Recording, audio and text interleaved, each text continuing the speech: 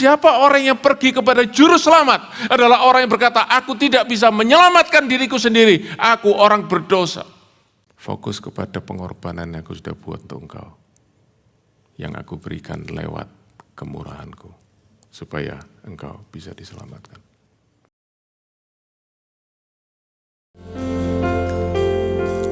Kau berjanji dalam firman-Mu, maka umatku yang atasnya namaku disebut merendahkan diri, berdoa mencari wajah-Ku, dan berbalik dari jalan-jalan yang jahat, maka akan mendengar dari surga, mengampuni dosa mereka dan memulihkan negeri mereka. Kami berdiri saat ini ya Tuhan, untuk bangsa dan negara Australia.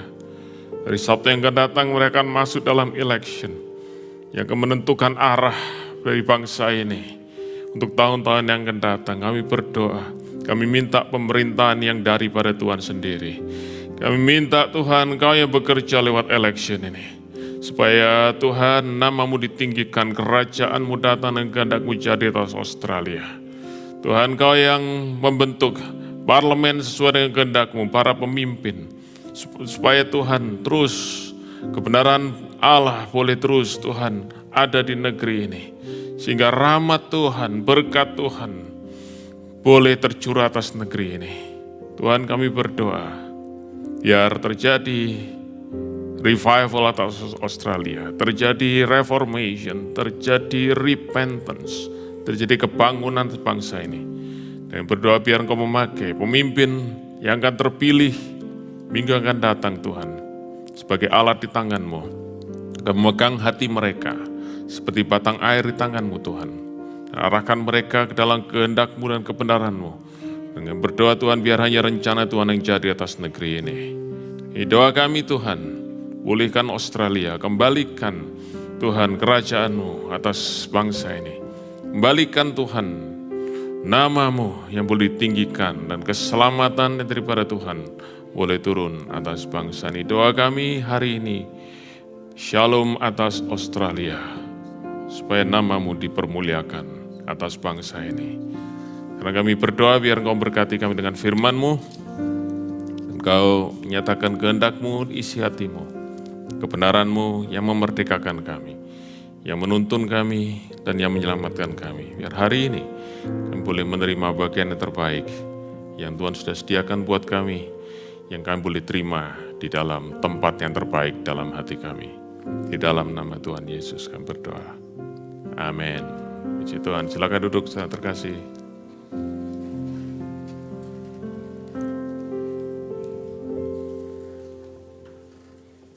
Mari kita buka bersama-sama di dalam Injil Matius, pasal yang ke-9.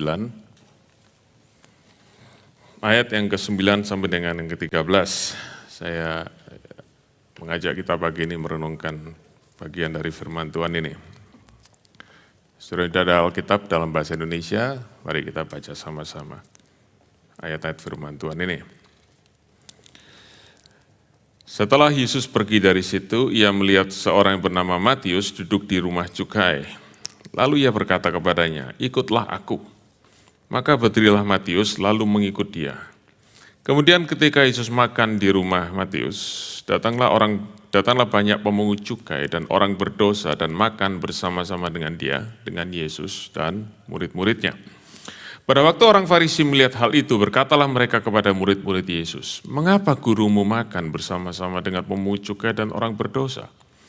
Yesus mendengarnya dan berkata, bukan orang sehat yang memerlukan tabib atau dokter, tetapi orang sakit. Jadi pergilah dan pelajarilah arti firman ini. Yang ku kehendaki ialah belas kasihan dan bukan persembahan. I desire mercy and not sacrifice. Karena aku datang bukan untuk memanggil orang benar, melainkan orang berdosa. Puji Tuhan. Saudara-saudara, ini kisah yang indah sekali. Ya, tentang bagaimana saudara-saudara kita bisa mengerti apakah keselamatan, apakah hakikat daripada keselamatan itu.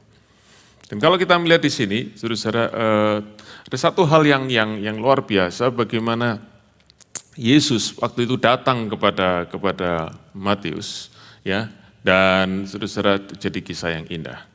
Ya, saya ingin kita semua mengerti, saudara-saudara, bagi saudara-saudara yang sungguh-sungguh ingin belajar dan ingin mengenal sungguh-sungguh keselamatan. Kita mesti tahu, saudara-saudara, apa itu keselamatan dan saudara-saudara untuk siapa keselamatan itu tersedia. Nah, kita akan mulai dengan kisah ini, saudaraku, di mana Tuhan Yesus datang, ya, menghampiri Matius, dan Matius pada waktu itu, saudaraku, lagi bekerja di kantornya, begitu ya, lagi ada di tempat pemungut cukai, dan dia adalah seorang pemungut cukai. Saudara-saudara, tentu sudah berapa kali kita mendengar khotbah tentang bagaimana pandangan masyarakat Yahudi pada waktu tentang pemungut cukai. Pemungut cukai adalah orang yang paling dibenci, saudaraku ya. Kalau itu seorang pria, maka pekerjaan pemungut cukai adalah pekerjaan yang paling dibenci di saudara-saudara kalangan Yahudi pada waktu itu. Ya, itu disamakan kalau perempuan, saudaraku, pelacur, perempuan sundal yang sering disebut dalam Alkitab. Mengapa demikian, saudaraku? Karena pemungut cukai ini, saudara-saudara, adalah seorang yang dianggap merampok teman-teman sebangsa mereka sendiri, dan mereka itu berkolaborasi, mereka itu mendukung penjajah pada waktu itu, yaitu kekaisaran Romawi. Jadi para pemungut cukai adalah orang-orang yang diberi otoritas, saudara-saudara, diberi tugas, diberi mandat oleh kekaisaran Romawi untuk memungut pajak dari orang-orang Yahudi pada waktu itu. Ya, tentu pemerintah Romawi menetapkan, ya, ini pajaknya harus sekian. Kamu harus ambil sekian dari orang-orang Yahudi pada waktu itu, penduduk pada waktu itu. Nah, selebihnya silahkan kamu ambil sendiri. Yang penting, ya, kamu harus setor ke kekaisaran Romawi, oke, sekian banyak. Selebihnya terserah kamu. Dan saudaraku, mereka di backup, ya, mereka di backup oleh kekuatan, saudaraku, militer daripada kekaisaran Romawi pada waktu itu. Jadi mereka orang-orang yang saudara powerful sekali untuk memungut, saudaraku, pajak daripada penduduk pada waktu itu. Dan saudara tahu ada banyak pemungut cukai di situ, dan ada yang namanya kepala pemungut cukai. Saudara tentu ingat, di Lukas pasal 19, itu seorang bernama Sakius. Jadi saudaraku, para pemungut cukai ini sangat dibenci, dan saudaraku, mereka itu dikategorikan sebagai orang berdosa, bahkan yang paling berdosa di antara orang berdosa.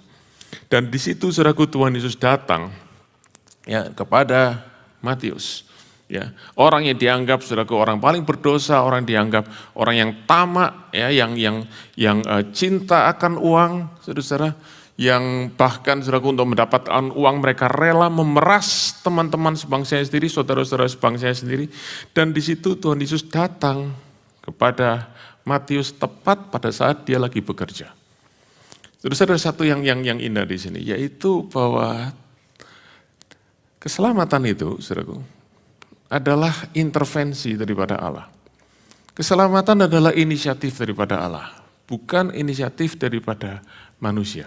Tuhan Yesus datang kepada Matius, dan di situ dia memanggil Matius berkata, ikutlah aku, ikutlah aku. Nah, saudara-saudara, waktu saya merenungkan perkataan Tuhan Yesus, ikutlah aku, ini satu perkataan yang sangat-sangat dalam. Ini bukan hanya bilang begini, ikut aku yuk, ikut aku. Enggak. Tapi saudara-saudara, ada satu hal yang dalam sekali kalau kita mau merenungkan. Yang pertama, saudara-saudara, Tuhan Yesus ini adalah seorang rabi.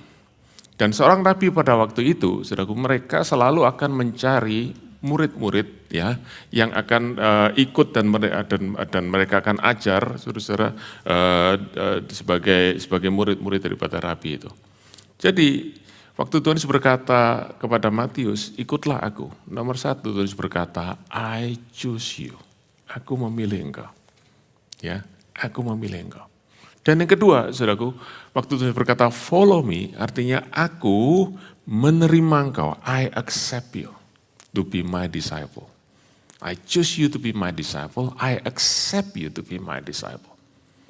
Dan yang ketiga, saudara-saudara, ikutlah aku artinya I have a plan for your life.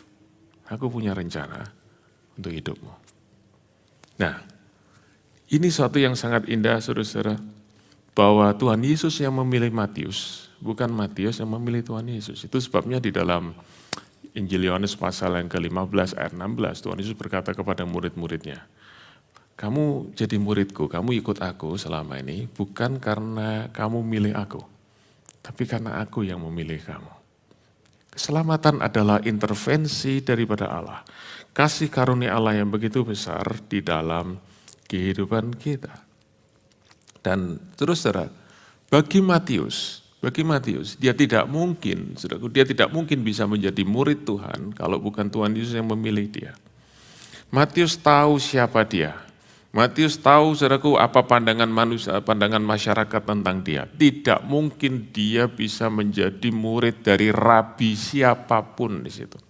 Kalaupun dia mencoba saudaraku, melamar jadi murid, pasti akan ditolak sebab dia adalah orang yang paling bawah, at the bottom of the ladder in the society. Dia dianggap orang yang paling kotor. Karena itu, saudaraku, di situ Tuhan Yesus menunjukkan bahwa dia datang dengan kasih karunia. Dan di dalam kasih karunia daripada Allah, daripada Tuhan Yesus, tidak ada orang yang terlalu buruk yang tidak bisa diselamatkan. No one is too bad to be saved. Grace is greater than the greatest sin. And that is the grace of God. Kalau saudara melihat, saudaraku, di dalam perjalanan Tuhan Yesus, dia beberapa kali bertemu dan dia, saudaraku, bertemu dan selamatkan orang-orang yang paling buruk di masyarakat. Kita lihat dalam kisah ini Matius. Kemudian, saudaraku, tadi saya sempat singgung, ya, bagaimana Tuhan Yesus bertemu dengan Sakeus. Itu kepala daripada pemungut cukai. Tuhan selamatkan dia.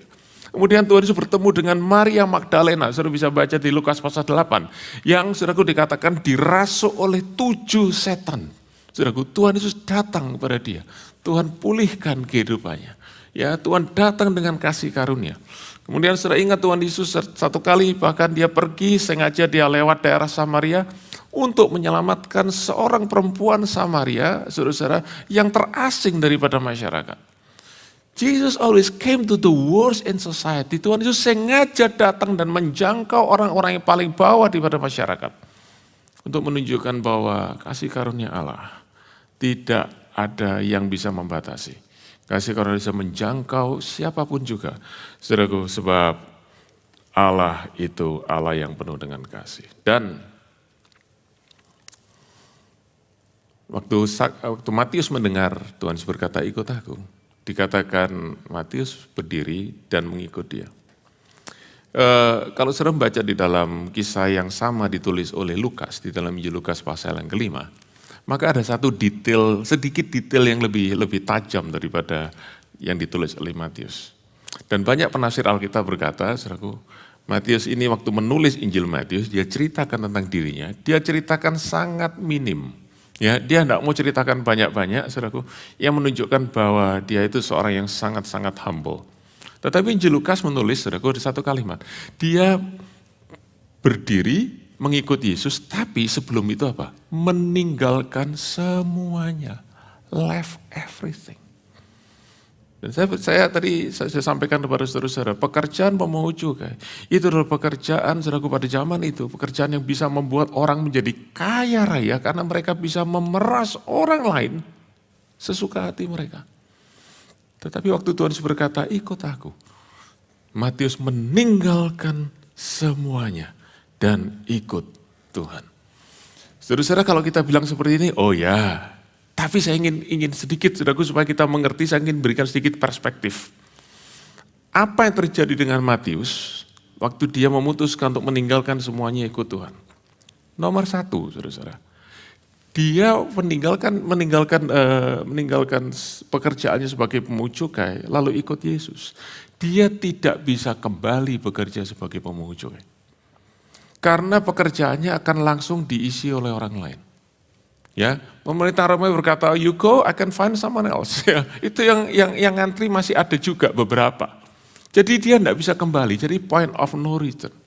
Jadi benar-benar waktu dia meninggalkan saudaraku pekerjaan pemungut cukai, dia tidak seperti nelayan, ya, yang pergi ganti profesi, sebentar dia balik ke nelayan lagi, nggak masalah, saudaraku, selama perahunya masih ada.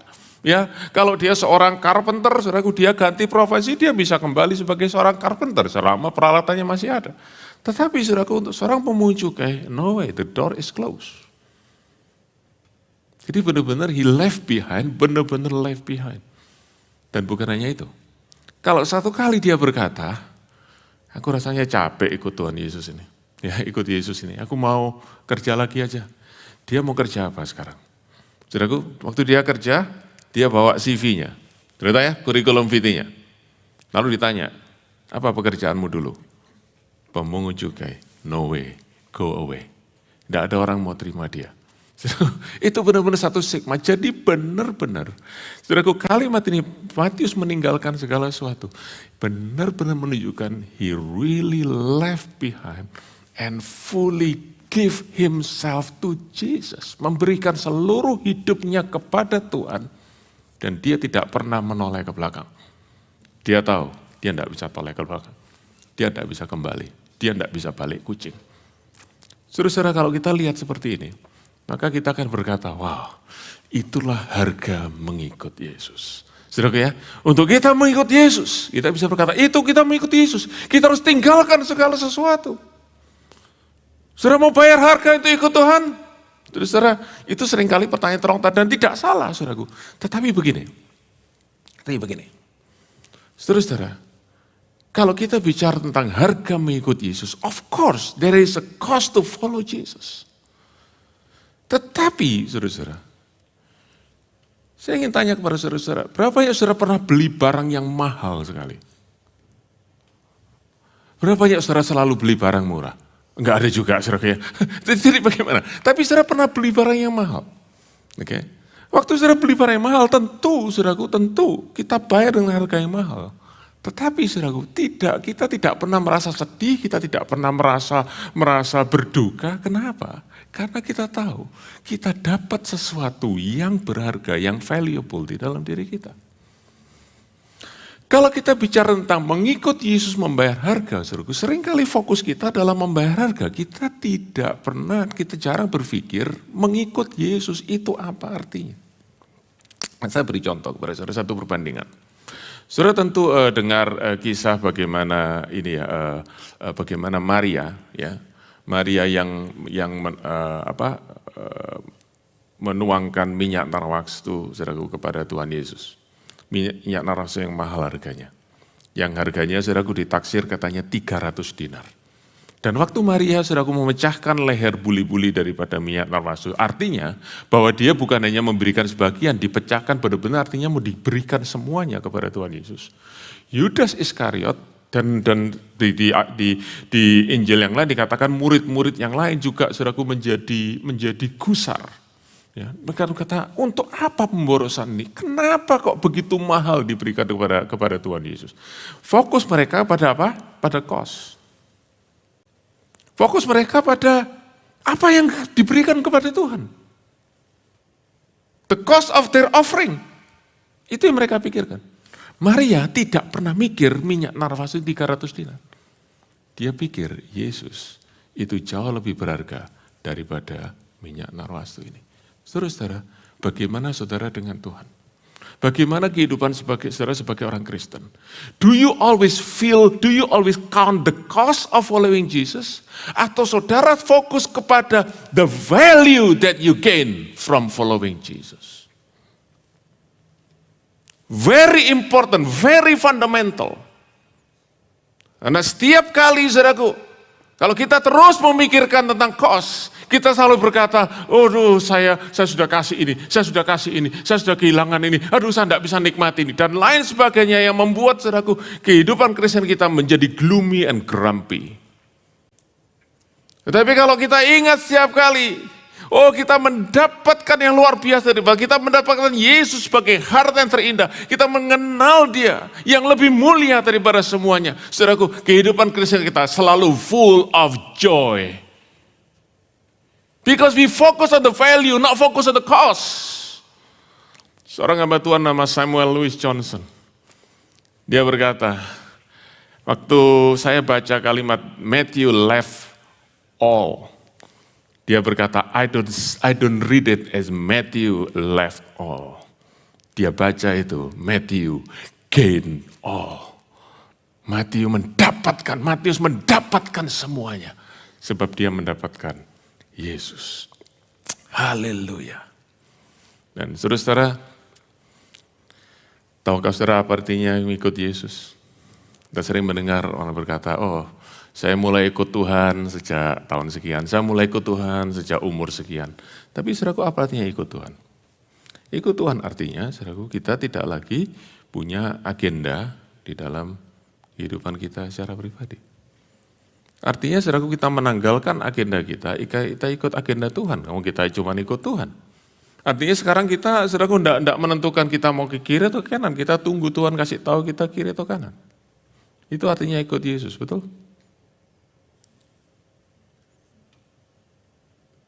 Saudara, itulah keselamatan.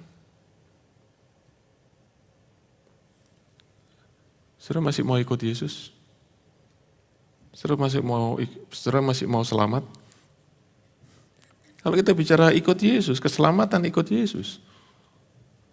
Tapi kita berkata saya masih mau ini, kita bukan ikut Yesus, saudaraku, dan seringkali tanpa sadar kita justru ingin Yesus yang ikut kita.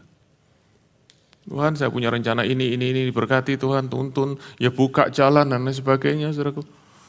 Lebih banyak pertanyaan kita, Tuhan, kapan kau buka jalan, kapan kau berikan ini daripada Tuhan, engkau mau apa?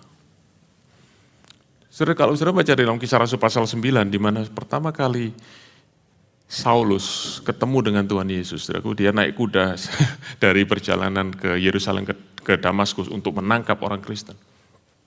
Dia lihat sinar terang dari atas, dia jatuh dari kudanya, lalu terdengar suara, Saulus, Saulus, mengapa engkau menganiaya aku? Lalu dia tanya dua pertanyaan. Nomor satu, siapakah engkau Tuhan? Who are you, Lord? Dan Tuhan dijawab, akulah Yesus yang kau aniaya. Lalu dia tanya pertanyaan kedua, what must I do? Langsung saudaraku, begitu dia tahu dia ketemu dengan Tuhan. Nomor satu, dia bukan berkata, Tuhan aku minta ini. Tapi dia berkata, Lord, tell me what to do. Surrender, submit. And that is salvation. Saudara-saudara,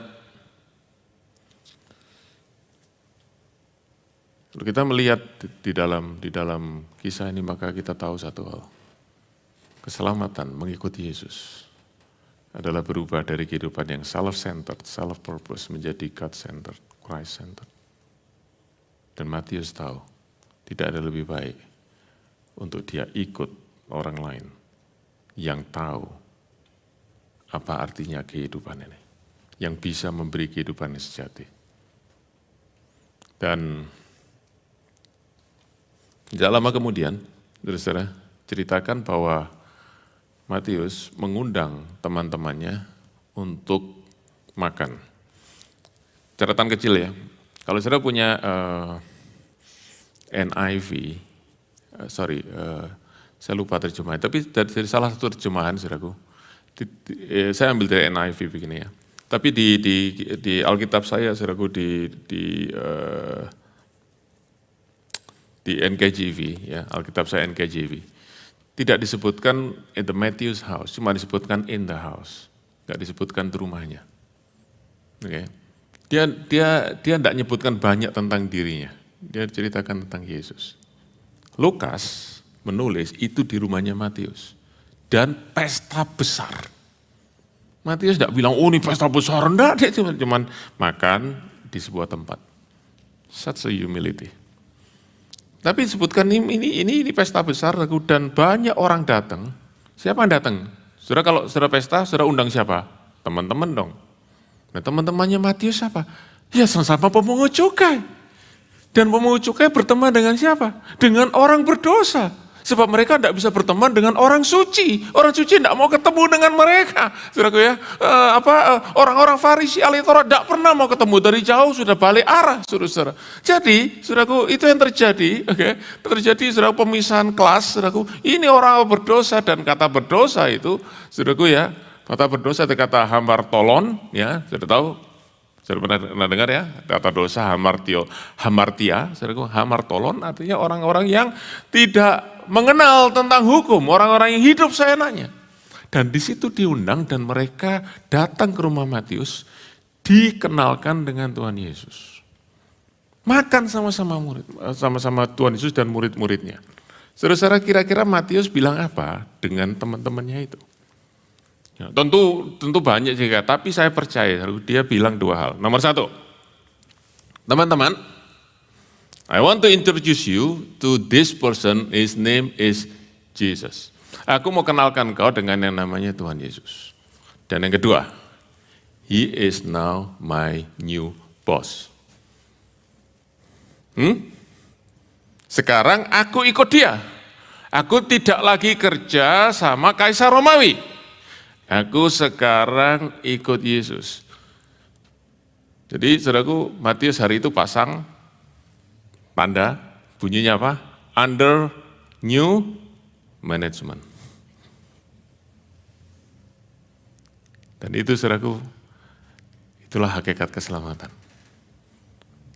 He was accepted and he was transformed. Dia diterima dan dia diubahkan oleh kasih karunia Tuhan. Dan waktu dia diubahkan itu, saudaraku, dia langsung cerita kepada semua orang lain. Hey, I have a new boss. I have a new Lord. I have a new ruler. His name is Jesus. Terus saudara, siapa bos kita hari ini? Siapa Tuhan di dalam kehidupan kita hari ini?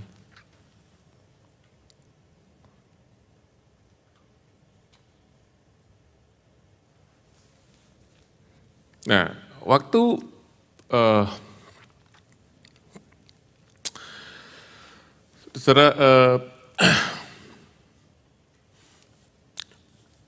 mereka lagi makan, orang-orang Farisi itu melihat, saudara ya, murid-murid lagi makan, Tuhan Yesus lagi makan dengan pemungut cukai ini.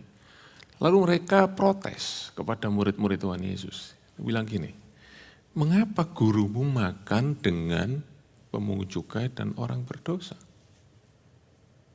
Ini skandal. This is scandalous. Enggak boleh. Mereka itu najis.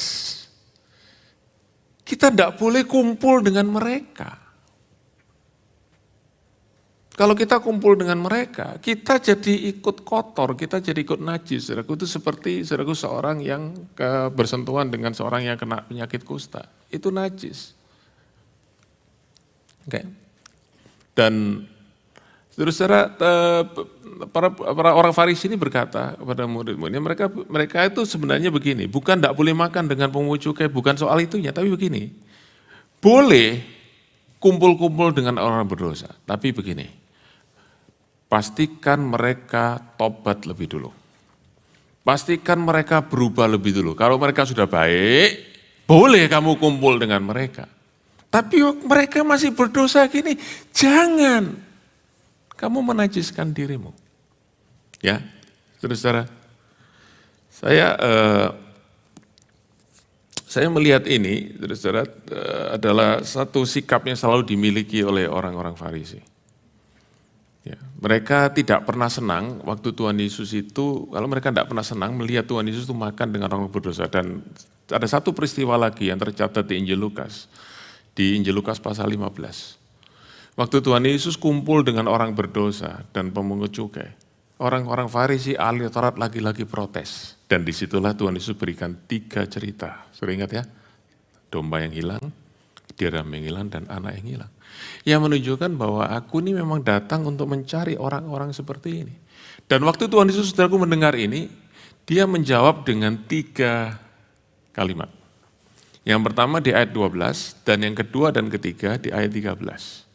Tuhan Yesus menjawab dengan logik, dengan logika. Yang kedua dia menjawab dengan firman Tuhan, dan yang ketiga saudaraku, dia menjawab dengan menunjukkan identitas dan otoritasnya. Yang pertama, Yesus berkata begini, bukan orang sehat yang perlu dokter, tetapi orang sakit.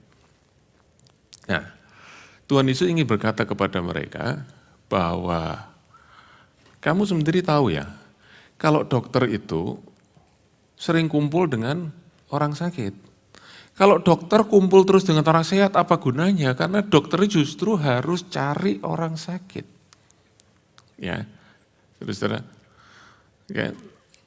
Dan itulah yang Tuhan Yesus katakan, coba pikir, oke? Just simple logic, simple logic. Oke? Orang sakit itu yang perlu dokter. Dan aku ini dokter yang menyembuhkan satu penyakit. Bukan penyakit jasmani, tetapi penyakit rohani. Yang namanya dosa. Dan itu sebabnya saudaraku saya percaya. Waktu Tuhan Yesus bilang, aku datang ini seperti dokter yang menyembuhkan penyakit. Supaya saya percaya saudaraku yang dikutip oleh Petrus. Di dalam 1 Petrus pasal 2 ayat 24. Yang mengutip dari Yesaya 53. Yang berkata, oleh bilurnya kamu telah sembuh. Itu bicara soal penyakit rohani, yaitu dosa. Tuhan Yesus berkata, aku datang untuk menyembuhkan orang-orang yang sakit ini. Karena aku harus datang kepada orang sakit. Tidak ada gunanya aku datang untuk kumpul dengan orang sehat.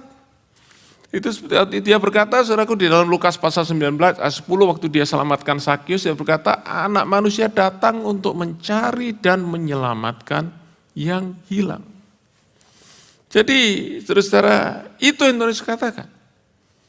Dan saudara-saudara, dia bicara tentang satu dosa. Dosa yang jauh, saat bicara satu penyakit yang jauh lebih berbahaya dari segala macam penyakit. Terus saudara tahu yang namanya penyakit dosa. Oke? Saya mau cerita dulu sedikit, ya. Saudara, di dalam dunia, dalam ilmu kedokteran, saudaraku, saya bukan ahlinya, jadi maaf saya hanya bisa memberikan sedikit gambaran menurut pengetahuan umum. Berapa banyak saudara pernah dengar istilah penyakit keturunan? Oke? Saudara kalau ke dokter, oke? Saudara periksa lalu saudara pernah nggak ditanya, anggota keluargamu ada yang punya penyakit ini nggak? Kenapa dia tanya saudaraku? Sebab itu ada namanya hereditary disease. Ya, penyakit keturunan. Dan saudara, ada satu penyakit keturunan yang benar-benar menurun. Itu namanya dosa. Itu penyakit keturunan. Saudaraku, kita semua mewarisi siapapun kita. Dan tidak ada yang bisa menyembuhkan selain satu dokter yang namanya Tuhan Yesus. Haleluya. Dan Tuhan Yesus berkata begini, kalau kamu merasa kamu ini enggak sakit, kamu ini merasa sehat, mestinya kamu justru datang kepada orang-orang ini, tolong mereka. Sebab mereka yang sakit, mereka yang berdosa, boleh dituntun kembali kepada kebenaran. Tetapi kamu tidak lakukan itu, justru kamu marah, justru kamu memprotes kalau ada orang berdosa yang ingin diselamatkan. Dan saudaraku, itulah sikap daripada orang-orang Farisi. Dan karena itu Tuhan Yesus kemudian melanjutkan dengan kalimat ini. Karena itu pergi dan pelajari arti firman ini. Ini saudaraku kalimat yang sering diucapkan, frase yang diucapkan oleh seorang rabi. Ya, rabi itu sering ngomong gini sama orang lain. Pergi belajar lagi. Artinya apa saudaraku? Kamu masih belum mengerti ini. Kamu masih perlu belajar lagi. Kamu pikir kamu sudah tahu, tapi kamu masih belajar lagi. Dan saudaraku, untuk Tuhan Yesus ngomong gitu kepada orang Farisi itu benar-benar satu rebuke, satu teguran yang sangat keras. Karena orang Farisi selalu merasa, dan orang Farisi ahli Taurat selalu merasa mereka sudah ngerti sungguh-sungguh firman Tuhan. Tapi Yesus berkata, kamu belum ngerti, pelajari lagi. Apa? Kalimat ini. Aku menyukai belas kasihan, bukan persembahan. Dan saudaraku, Tuhan Yesus mengutip dari kitab Hosea pasal yang ke-6, ayat yang ke-6.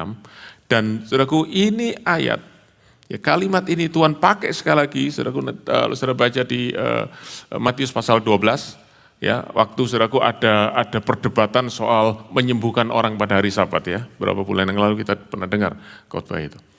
Jadi saudaraku, Tuhan berkata, I desire, ngerti tidak? I itu adalah Allah. Ngerti tidak? Allah itu menginginkan, Allah itu menyukai mercy, belas kasihan, bukan persembahan.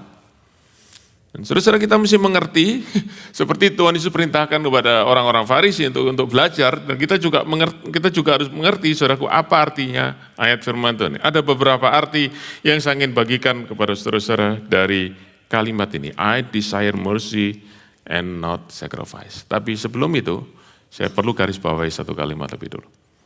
Saudara, kalau Allah berkata, aku menyukai belas kasihan dan bukan persembahan, berarti Allah tidak menyukai persembahan. Bukan berarti persembahan itu jelek.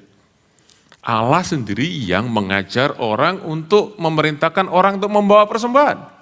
Jadi sacrifice in itself is not bad, is not wrong.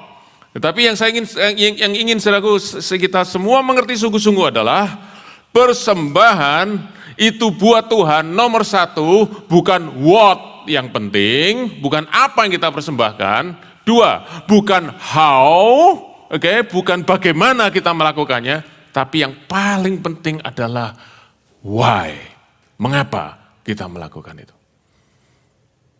Why? Dari mana, apa saudaraku yang menjadi motivasi kita, menjadi reason kita untuk melakukan itu? Itu yang paling penting. Dan disitulah saudaraku Tuhan berkata, aku menghendaki mercy, belas kasihan. Nah, saudara nomor satu, kalau saudara baca di dalam kitab Hosea pasal yang ke-6, maka di situ ada cerita tentang seruan untuk bertobat.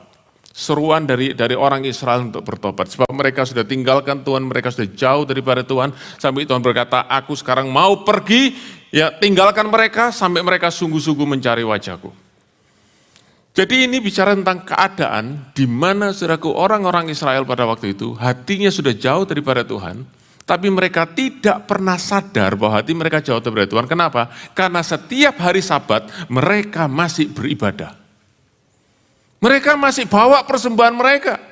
Karena itu mereka pikir, oh kita masih jadi umat Allah yang baik. Dan Tuhan berkata, dengar baik-baik, hidupmu penuh dengan dosa, hidupmu penuh dengan pertikaian, perselisihan, hidupmu penuh dengan hawa nafsu, tetapi engkau masih pikir hidupmu baik karena engkau bawa persembahan.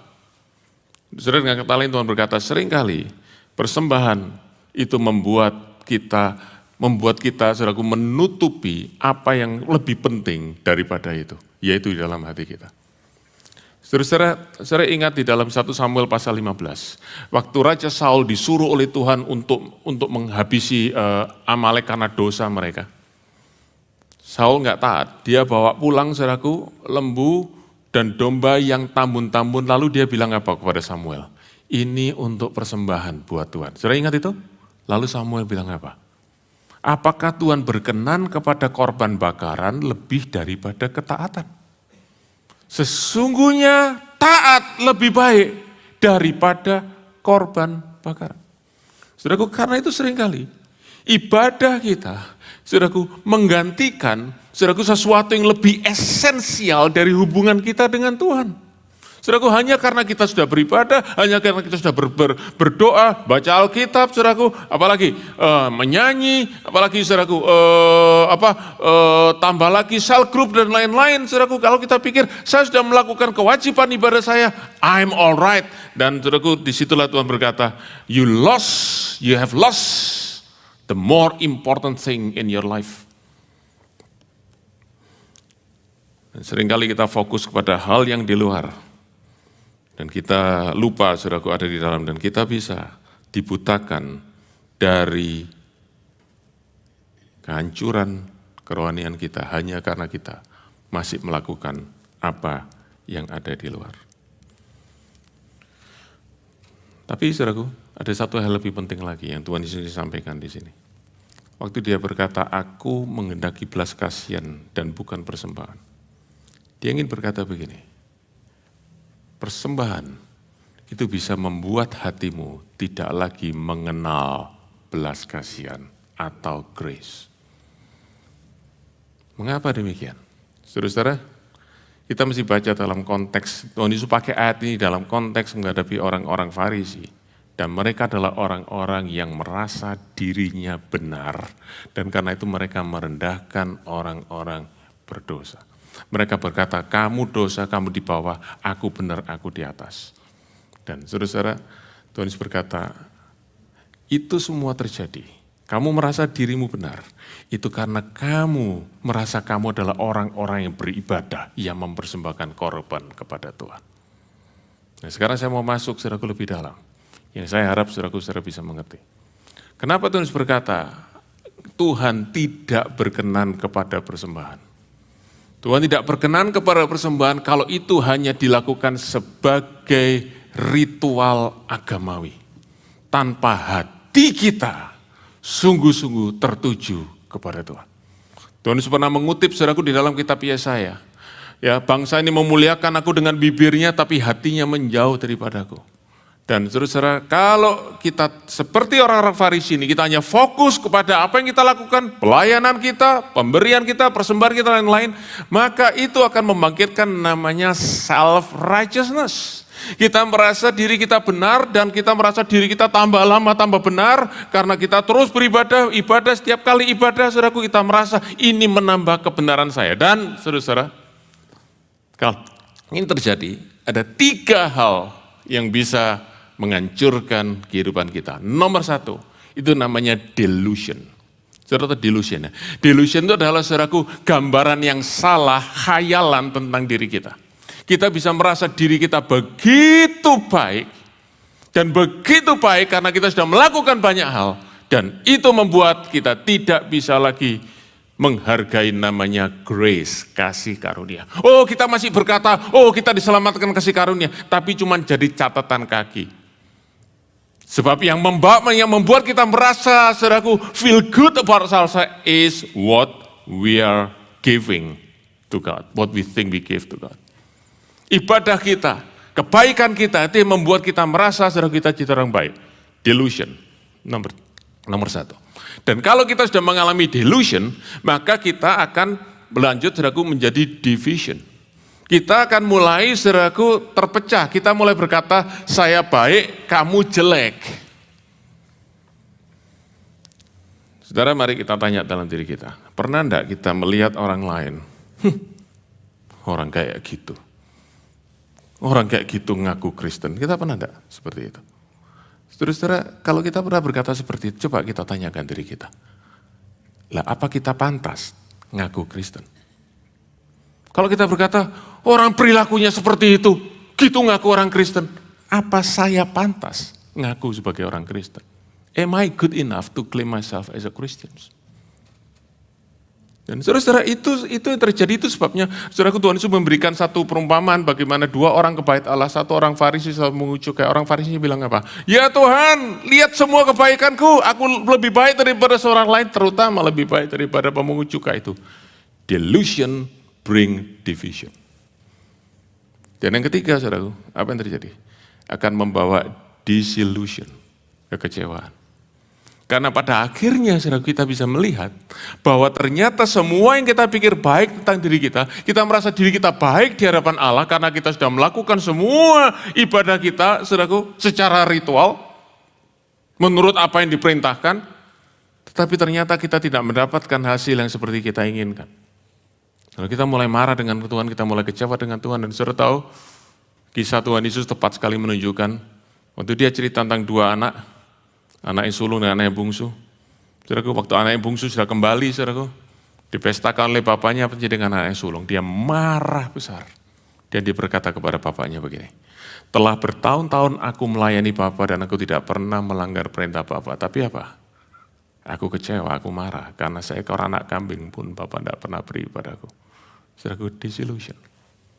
Dan Tuhan berkata kepada orang Farisi, if you always focus on the sacrifice that you give to God, and you forget about the essence of the mercy and grace, you will experience delusion, division, and disillusion.